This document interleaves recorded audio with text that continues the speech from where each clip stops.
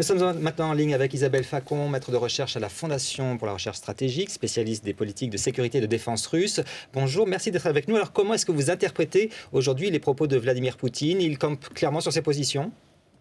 Oui, c'est tout à fait clair. Il a enfin dissipé d'un seul coup tout le silence qu'on a eu ces derniers temps sur sa position. Donc aujourd'hui, les choses sont claires. Il juge que le pouvoir ukrainien actuel est illégitime, et en tout cas qu'il n'a pas d'homologue ukrainien, il n'a pas de partenaire. Le président Yanukovych, même si ça peut paraître paradoxal, d'ailleurs, il dit qu'il n'a plus aucun pouvoir, mais que c'est quand même lui le président légitime.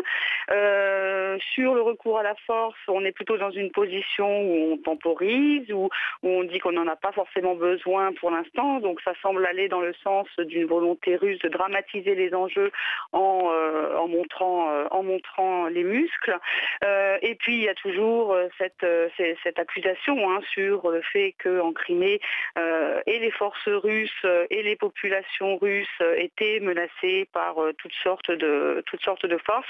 Et puis enfin sur la relative indifférence aussi aux préoccupations des pays occidentaux sur cette crise, puisque sur la question des sanctions, Poutine se montre assez tranquille visiblement, et il en a profité pour rappeler que pour ce qui concerne le recours à la force dans les affaires internationales, les États-Unis notamment et certains pays occidentaux n'avaient pas toujours été extrêmement propres non plus. Justement, de quels moyens disposent l'Union européenne et les États-Unis pour éviter une mainmise de la Russie en Ukraine? Alors, éviter quoi, pardon? Une mainmise de la Russie en Ukraine, ou une intervention de la Russie en Ukraine. Alors une intervention, l'intervention elle a quand même déjà eu lieu pour ce qui concerne la Crimée, puisque les forces russes de la flotte de la mer Noire sont allées au-delà des positions autorisées par les accords entre l'Ukraine et la Russie, et que des contingents supplémentaires y ont été dépêchés.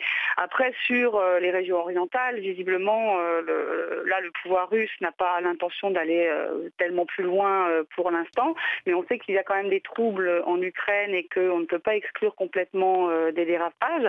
Et pour l'instant, visiblement en Occident, on compte sur le fait qu'une telle évolution ne se produise pas, et on espère l'éviter justement en brandissant déjà les menaces de sanctions et en essayant de montrer le plus possible un front uni.